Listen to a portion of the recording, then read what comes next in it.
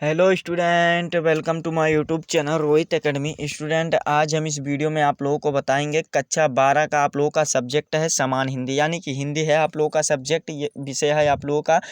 इस वीडियो में आप लोगों को बताएंगे 2024-25 का जो आप लोगों का न्यू सिलेबस है उसको इस वीडियो में बताएंगे। एंड हाँ, आप लोगों का एग्जाम पैटर्न बताएंगे, यानी कि आप लोगों का एग्जाम पैटर्न में क्या है समझिए कि आप लोगों का ये 100 नंबर जो आप लोगों का हिंदी में आता है कहाँ से कितना नंबर पूछा जाएगा, इसको संपूर्ण तरीके से इस वीडियो में बताएंगे, समझाएंगे। 2025 के बोर्ड एग्जाम में किस प्रकार से मतलब कहाँ से कितने क्वेश्चन, मतलब क्वेश्चन कितने नंबर का कहाँ से आएंगे, इस वीडियो में बताएंगे, समझाएंगे। और कौन कौन सा अध्याय आप लोग को पढ़ना है, पाठ आप लोग को पढ़ना है, कौन कौन सा नहीं पढ़ना है, इस वीडियो में संपूर्ण तरीके से बताएंगे और समझाएंगे। चलिए बिना देरी के शुरू करते हैं। तो सर्वप्रथम देखिए, जो एग्जाम का पैटर्न रहता है आप लोग का पूर्णांक रहता है, यानी कि 100 नंबर का रहता है, जिसमें से खंड आ रहेगा आप लोग का 50 नंबर का। 50 नंबर का, जिसमें से देखिए आप लोग का क्या क्या रहता है। पहला जो हो जाएगा आप लोग का हिंदी गद्य का विकास, हिंदी गद्य का उद्भव एवं विकास, शुक्ल युग जिसमें शामिल है और शुक्लोत्तर युग भी शामिल है, और हिंदी गद्य की प्रमुख विधियां, निबंध, उपन्यास और कहानी, आलोचना, इन सभी शामिल इत्यादि शामिल हैं, जो कि आप लोगों का 5 नंबर यहाँ से पूछे जाएंगे, जो कि एमसीक्यू के रूप में ही रहेंगे। ठीक है, ये 5 नंबर यहाँ से पूछे जाएंगे। और जो दूसरा हो जाएगा काव्य साहित्य का विकास, यानी कि पद्य की बात कर रहा है, किसकी बात कर रहा है, पद्य की बात कर रहा है। पद्य से आप लोगों का कौन कौन से शामिल है, आधुनिक काल शामिल है, भारतेंदु युग, द्विवेदी युग, छायावाद और प्रगतिवाद, नई कविता इत्यादि शामिल है, जिसमें से 5 नंबर पूछे जाएंगे, यानी कि 5-5 नंबर के ये आप लोगों का एमसीक्यू वाला क्वेश्चन आएगा। 10 नंबर यहाँ से पूछे जाएंगे। ठीक है, 10 एमसीक्यू भी पूछे जाएंगे, समझिए ना। देखिए, आसान शब्दों में आप लोगों को समझाएंगे और बताएंगे, आप लोग वीडियो के अंत तक जरूर बने रहिएगा। तीसरा क्वेश्चन पूछा गया है, क्या पूछा गया कि पाठ्यक्रम में निर्धारित गद्यांशों पर आधारित 5 प्रश्न पूछे जाएंगे, जो कि आप लोगों का रहेगा 10 नंबर का रहेगा, ये गद्यांश का रहेगा। दो नंबर का एक क्वेश्चन रहेगा, टोटल आप लोगों का 10 नंबर यहाँ से पूछे जाएंगे। ठीक, फिर अगला देखो क्या दिया गया है, पाठ्यक्रम में निर्धारित पद्यांशों पर आधारित 5 प्रश्न पूछे जाएंगे, जो कि ये वाला भी 10 नंबर का रहेगा। टोटल आप लोगों का गद्य पद्य मिला करके 10 नंबर ये पूछे जाएंगे, और 10 नंबर आप लोग का एमसीक्यू हो जाएगा। टोटल आप लोग का 30 नंबर यहाँ से बनता है। ठीक है, फिर आगे देखो क्या दिया गया, 5वां का जो काम में दिया जाएगा आप लोगों का कि क्या दिया गया, पाठ्यक्रम में निर्धारित लेखकों का साहित्य परिचय एवं कृतियां, शब्द सीमा अधिकतम आप लोगों को 80 वर्ड में देना है, यानी कि इनका साहित्य परिचय बताना है। तो देखो बाबू, आप लोगों का 9th 10th में जो पूछा जाता था वो जीवन परिचय पूछा जाता था, लेकिन जो मतलब इंटर में पूछा जाएगा बोर्ड एग्जाम में, साहित्य परिचय पूछा जाता है ज़्यादातर, और कृतियां और रचनाओं पूछे जाते हैं। ठीक है, 80 वर्ड में लिखना होगा, 5 नंबर इसके लिए रहेगा। साहित्य परिचय का 3 नंबर रहेगा और कृतियां का 2 नंबर रहेगा। ठीक, फिर आगे देखो क्या दिया गया है, पाठ्यक्रम पर निर्धारित कवियों का, यानी कि पद्य का साहित्य परिचय, पद्य से जो कवि आते हैं उनका साहित्य परिचय और कृतियां बताना है। अधिकतम शब्द सीमा कितना दिया गया, 80 वर्ड में देना है। ठीक है, ये वाला हो जाएगा। फिर आगे देखो बाबू क्या है, आगे हमारा देखो खंड 50 नंबर यहाँ से कंप्लीट होते हैं, फिर खंड खा स्टार्ट होता है, जिस ये वाला भी 50 नंबर पूछे जाएंगे। ठीक है, यहाँ पर देखो 8वें का दिया गया है, पाठ्यक्रम में निर्धारित साहित्य गद्य का संदर्भ सहित हिंदी में अनुवाद कीजिए, 7 नंबर यहाँ से पूछे जाएंगे, जो कि आप लोग का संदर्भ का 2 नंबर रहेगा, और प्लस 5 नंबर किसका रहेगा बाबू, ये हिंदी अनुवाद का रहेगा। टोटल 7 नंबर आप लोगों का यहाँ पर गद्य के संस्कृत जो गद्य रहेंगे उनको संदर्भ और अनुवाद हिंदी में अनुवाद करना होगा। ठीक है, और खा वाला इसमें दिया गया है कि पाठ्यक्रम में निर्धारित संस्कृत पद का संदर्भ सहित हिंदी में अनुवाद कीजिए, जिसके लिए 7 नंबर दिया जाएगा। ये वाला भी अच्छे तरीके से आप लोगों को तैयार करना है। ठीक है बाबू, फिर देखो क्या है, 9वें वाला क्वेश्चन में दिया, 9 नंबर पे क्या जाता है, लोकोक्तियां में मुहावरे का अर्थ एवं वाक्य प्रयोग बताना होगा, जिसमें से 2 नंबर आप लोगों को पूछे जाएंगे, 2 नंबर इससे पूछे जाएंगे। ठीक, फिर आगे देखो क्या दिएगा, और हाँ इसके बाद यानी कि आप लोगों का ये एग्जाम पैटर्न हो जाएगा। इसके बाद अभी आप लोग को जस्ट वो बता देंगे कि कौन कौन सा चैप्टर आप लोग को रीड करना है, कौन कौन सा चैप्टर आप लोग को यानी कि सिलेबस में है, कटा नहीं है, ये इस वीडियो में बताएंगे कौन कौन सा चैप्टर पढ़ना है। ठीक है, देखो आगे क्या है, आगे आप लोगों का 10वें नंबर पे आ जाता है, अपठित गद्यांश और पद्यांश दिए जाएंगे, जिससे आप लोगों का 5 नंबर पूछे जाएंगे। तो ये वाला भी आप लोगों को यहाँ पर अच्छे तरीके से तैयार करना है। ठीक है, फिर 11 नंबर पे आ जाता है, शब्दों में सूक्ष्म अंतर पूछे जाएंगे, ये वाला भी आप लोगों का 2 नंबर इससे पूछे जाएंगे। फिर आगे है अनेकार्थी शब्द लिखना होगा, यानी कि पर्यायवाची कह रहा है, अनेकार्थी शब्द यानी कि पर्यायवाची शब्द लिखना होगा, 2 नंबर का क्वेश्चन इसमें पूछा जाएगा। और एकार्थी शब्द ये है, यानी कि अनेक शब्दों का एक शब्द वाक्यांश केवल 2 पूछे जाएंगे। आप लोग का 2 नंबर रहेगा, एक एक नंबर का एक क्वेश्चन रहेगा। ठीक है, यहाँ पर ये 2 नंबर हो जाएगा। फिर अगला क्वेश्चन दिया, अगला जो अगले नंबर पे आएगा क्या आएगा, वाक्यों के टूटी मर्जन यानी कि गलतियां रहेंगी,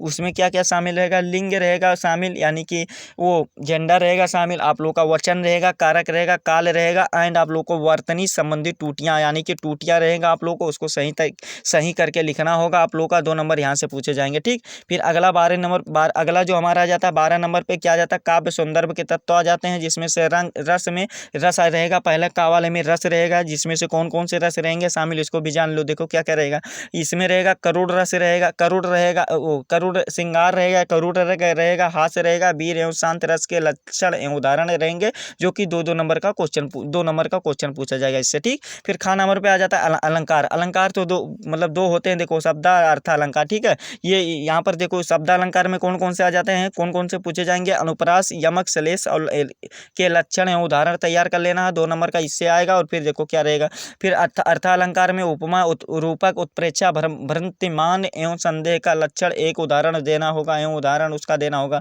तो एक एक नंबर दोनों से पूछे जाएंगे, यहाँ पर टोटल 2 नंबर अलंकार से पूछे जाएंगे। ठीक, फिर अगला गा नंबर पे आ जाएगा छंद आ जाएगा। छंद में कौन कौन से रहेगा, मात्रिक रहेगा, चौपाई रहेगा, दोहा रहेगा, सोठा रहेगा, कुंडलियाँ रहेंगी और लक्षण एवं उदाहरण बताना होगा। ये वाला भी 2 नंबर इससे पूछे जाएंगे। ठीक है, ये वाला भी कंप्लीट कर लीजिएगा। ठीक है, फिर आगे देखो 13 नंबर पे आ जाता पत्र लेखन, यानी कि पत्र लेखन, लेटर लिखने की बात कर रहा है, इससे आप लोग को 6 नंबर पूछा जाएंगे। देखो निम्नलिखित में से किसी एक पर लिखना होगा, या देखिए क्या क्या आप लोगों को ऑप्शन भी बता दे रहे हैं। पहला जो है नियुक्त आवेदन पर लिखना, पत्र लिखना होगा। फिर आप लोगों का बैंक से किसी व्यवसाय के ऋण प्राप्ति करने के लिए आवेदन पत्र लिखिए, ये वाला लिखना होगा, तैयार करना होगा। देखो फिर अगला क्या है, अपने अपने नगर या गांव की सफाई हेतु संबंधित अधिकारी को प्रार्थना पत्र लिखिए। तो आप लोगों को इसी में से तीनों में से किसी एक पर तैयार करके मतलब लिखना होगा, और 6 नंबर यहाँ से आप लोगों का कंप्लीट होगा। ठीक, तो ये वाला हो जाएगा। फिर अगला 14 वाला देखिए क्या दिया गया है, निबंध, यानी कि निबंध में कौन कौन सा तैयार करना है, इसको भी देख लो। 9 नंबर इससे सबसे ज़्यादा जो मतलब पूछे जाते हैं, यानी कि गद्यांश पद्यांश को छोड़ करके जो सबसे ज़्यादा पूछे जाते हैं क्वेश्चन अधिक नंबर का, वो निबंध में पूछे जाते हैं। 9 नंबर अकेले रहता है, और इसमें देखो 9 नंबर इससे पूछे जाते हैं। ठीक है, तो इसको वाला देखो क्या क्या है निबंध में, जो कि विज्ञान पर तैयार करना है, वाणिज्य, शिक्षा, कृषि, सामाजिक एवं राजनीतिक चेतना पर आधारित, जनसंख्या, स्वास्थ्य, शिक्षा व पर्यावरण से संबंधित आप लोगों को तैयार करना है, जिससे 9 नंबर आप लोगों को पूछे जाएंगे। ठीक है, तो इसका आप लोगों को अच्छे तरीके से तैयार करना है। तो ये था आप लोगों का क्या एग्जाम पैटर्न था 2025 का। ठीक है, तो ये आप लोगों को संपूर्ण तरीके से बता दिया। और आगे चलिए आप लोगों का पाठ वस्तु यानी कि आप लोग का सिलेबस बता देते हैं, यानी कि आप लोग का पाठ्यक्रम कौन कौन सा चैप्टर पढ़ना है, कौन कौन सा कट गया है, कौन कौन सा मतलब नहीं कटा है। ठीक है, देखो पाठवस्तु सामान्य हिंदी विषय के लिए निम्नलिखित पाठवस्तु का अध्ययन करना होगा, जिसमें से यहाँ पर देखो आप लोगों का लेखक का नाम इसमें दिया गया और इसमें पाठ का नाम दिया गया, ये पुस्तक का नाम दिया गया इससे, यानी कि कौन कौन से भाग से कौन कौन से खंड काव्य से हैं। ठीक है, ये खंड से हैं। ठीक, तो यहाँ पर देखो गद्य हेतु निर्धारित पाठवस्तु कौन कौन से हैं, देखो यानी कि गद्य के कौन कौन चैप्टर आप लोग को पढ़ना है। ये देखो लेखक का नाम पहले दे दिया गया है, वसुदेव शरण अग्रवाल जी वाला पहला चैप्टर जो है राष्ट्र का स्वरूप, इस चैप्टर को आप लोग को पढ़ना है, यानी कि ये कटा नहीं, इसको पढ़ना है। ठीक है, फिर आगे देखो क्या दिया गया है, आगे आप लोगों को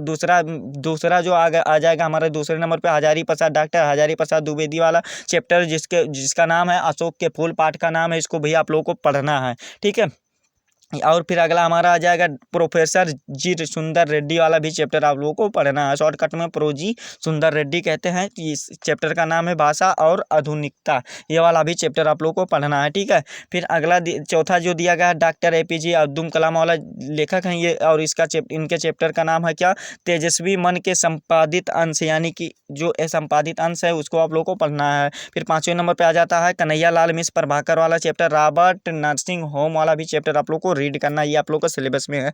6 नंबर पे आ जाता है हरिशंकर परसाई वाला चैप्टर, निंदा रस, ये वाला भी चैप्टर आप लोग को पढ़ना है। ठीक है, तो देखिए आप लोग को गद्य में टोटल कितने चैप्टर पढ़ने हैं, गद्य में आप लोग को टोटल कितने चैप्टर पढ़ने हैं, 6 चैप्टर पढ़ने हैं। ठीक है, तो ये आप लोग का 6 चैप्टर गद्य का हो जाएगा। चलिए आप लोग को आगे पद्य का बता दे रहे हैं। पद्य का देखिए क्या क्या दिया गया है, काव्य हेतु निर्धारित पाठ्यवस्तु दिया गया, यानी कि पद्य के कौन कौन से चैप्टर पढ़ने हैं। पहला चैप्टर जो अयोध्या सिंह उपाध्याय हरिओत जी वाला है, पवन दूत का वाला भी चैप्टर आप लोग को रीड करना है, यानी कि ये आप लोग को सिलेबस में है। ठीक, और हाँ आप लोग को ऊपर बता देते हैं, जितना जितना हम चैप्टर आप लोग को स्क्रीन पर नहीं दिखाएंगे या नहीं बताएंगे वो आप लोग का चैप्टर कट गया है, यानी कि आउट ऑफ सिलेबस है, तो उसको क्या बताना ही जरूरी है आप लोग को, वो मतलब कट गया है। ठीक है, आप लोग इतना जानो कि मतलब कौन कौन सा चैप्टर आप लोग को पढ़ना है, ये वाला हो जाएगा। फिर दूसरे नंबर पर आ जाएगा मैथिली शरण गुप्त जी वाला चैप्टर, जिसका नाम है क्या, कैकेयी का अनुताप और गीत, ये वाला भी चैप्टर आप लोग को पढ़ना है। फिर अगला आ जाएगा जयशंकर प्रसाद जी वाला चैप्टर, जिसका नाम है श्रद्धा मानुष गीत, ये वाला भी आप लोग को पढ़ना है। फिर अगला चैप्टर हमारा तीसरा आ जाएगा सुमित्रा नंदन पंत जी, इसके लेखक है यानी कि कवि हैं,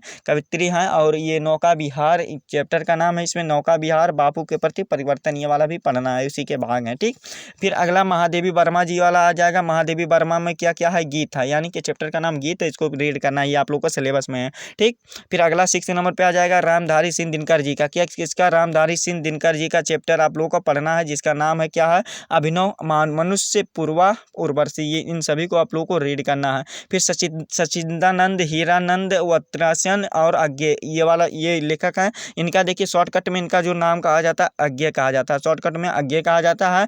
देखिए ये इनका चैप्टर का नाम है मैंने आहुति बनकर देखा हिरोशिमा, ये वाला भी चैप्टर आप लोग को रीड करना है। ठीक है, यानी कि आप लोग को गद्य में जो टोटल मतलब पढ़ना है कितना चैप्टर, 6 चैप्टर, और पद्य में कितना, 7 चैप्टर को, टोटल आप लोग का 13 चैप्टर गद्य पद्य मिला करके रीड करना है, ये आप लोग को सिलेबस में पढ़ना है। ठीक, फिर अगला क्वेश्चन देखो कहाँ से आता है, कथा साहित्यिक हेतु निर्धारित पाठवस्तु, यानी कि कथा जो रहता है, यानी कि जो थोड़ा बड़ा रहता है चैप्टर, उसको कथा कौन कौन सा पढ़ना है, जैनेन्द्र कुमार वाला जी जो ध्रुव यात्रा है उसको पढ़ना है, फणीश्वर नाथ रेणु वाला जो पंचलाइट है इसको 5 नंबर पूछे जाते हैं बाबू, अभी बता दे रहे हैं। देखो 5 नंबर इसी दोनों से पूछे जाते हैं, बहादुर और पंचलाइट वाला इसी समय बता दे रहे हैं, 5 नंबर इससे आप लोग का रट लीजिएगा, आप लोग का क्वेश्चन मतलब बनते हैं, इसी हर साल हर बार पूछे जाते हैं, ये गारंटी है।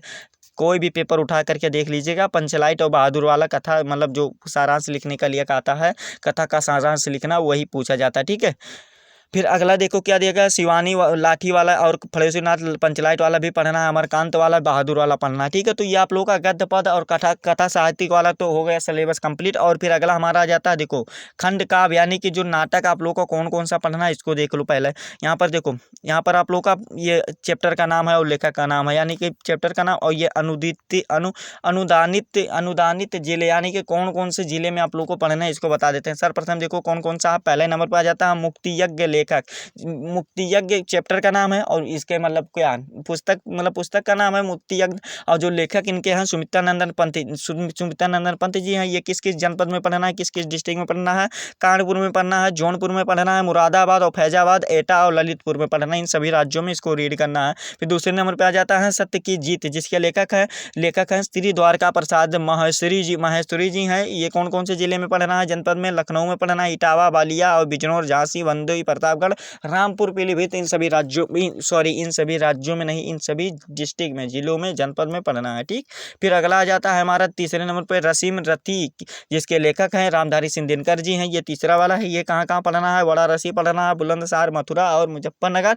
फतेहपुर, उन्नाव, देवरिया जिला, इन सभी जिलों में आप लोग को रीड करना है। ठीक है, आप लोग देखिए चौथा नंबर पर आ जाता है आलोक वृत्त, लेखक श्री गुलाब खंडेवाल, जिसके लेखक हैं। इसको भी आप लोग को कौन कौन से जिले में पढ़ना, प्रयागराज, यानी कि इलाहाबाद प्रयागराज, इन सभी राज्यों, और मतलब अलीगढ़ और सहारनपुर और फर्रुखाबाद, मैनपुरी, मिर्जापुर, सीतापुर, इन सभी राज्यों में इसको रीड करना है। ठीक, फिर अगला आ जाता है हमारा क्या, 5वें नंबर पर आ जाता है त्यागपति लेखक किन किन जनपद में पढ़ना है इसको भी देख लो, आगरा, गोरखपुर यानी कि गाजीपुर, बरेली और सुल्तानपुर, जलौनपुर, लखीमपुर खीरी, गोंडा जिला में, और शाहजहांपुर में और बाराबंकी, इन सभी जिला में पढ़ना है। ठीक है, फिर अगला देखिए क्या आ जाता है, 6 नंबर पर हमारा आ जाता है श्रवण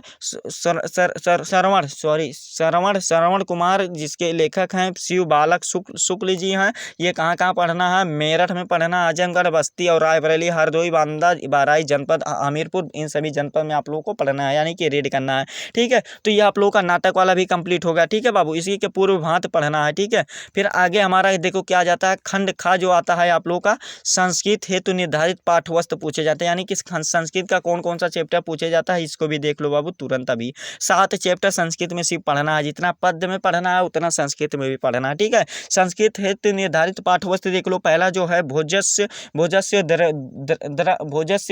द्रयम वाला चैप्टर भी आप लोग को पढ़ना है। और फिर जो दूसरा है आत्मज्ञ और सर्वज्ञ वाला भी चैप्टर पढ़ना है। और तीसरा जो है संस्कृत भाषा महत्व वाला भी आप लोग को पढ़ना है। जातक कथा वाला भी पढ़ना है और सुभाष रत्नानी वाले भी चैप्टर पढ़ना है। और महामना मालवीय वाला भी चैप्टर पढ़ना है। और पंचशील सिद्धांता यानी कि 5 जो सिद्धांता है उसको भी आप लोग को पढ़ना है। यानी कि टोटल आप लोग को संस्कृत में कितना चैप्टर पढ़ना है बाबू? 7 चैप्टर पढ़ना है। ठीक है, ये 7 चैप्टर आप लोग को पढ़ना है। तो यही आप लोग का सिलेबस था जो आप लोग को संपूर्ण तरीके से इस वीडियो में हमारे द्वारा आप लोग को बताया गया और समझाया गया। ठीक है, आप लोग का देखिए इस वीडियो में ये एग्जाम पैटर्न भी बता दिए, कितना नंबर कहाँ से पूछा जाएगा। 100 नंबर टोटल आप लोग का कंप्लीट करा दिया, यानी कि कंप्लीट आप लोगों का बता दिया कि कितना नंबर कहाँ से पूछा जाएगा। ये आप लोगों को देखिए अच्छे तरीके से समझा दिया। और आप लोगों का मतलब कौन कौन सा चैप्टर आप लोग को रीड करना है, यानी कि 2025 में कौन कौन सा आप लोगों का जो 2024-25 का न्यू सिलेबस है उसको आप लोगों को बता दिए इस वीडियो में। और आप लोगों का संपूर्ण तरीके से संस्कृत का जो भी मतलब चैप्टर था और का मतलब गद्य पद का था, यानी कि जितने भी चैप्टर थे संपूर्ण तरीके से बता दिए कौन कौन सा चैप्टर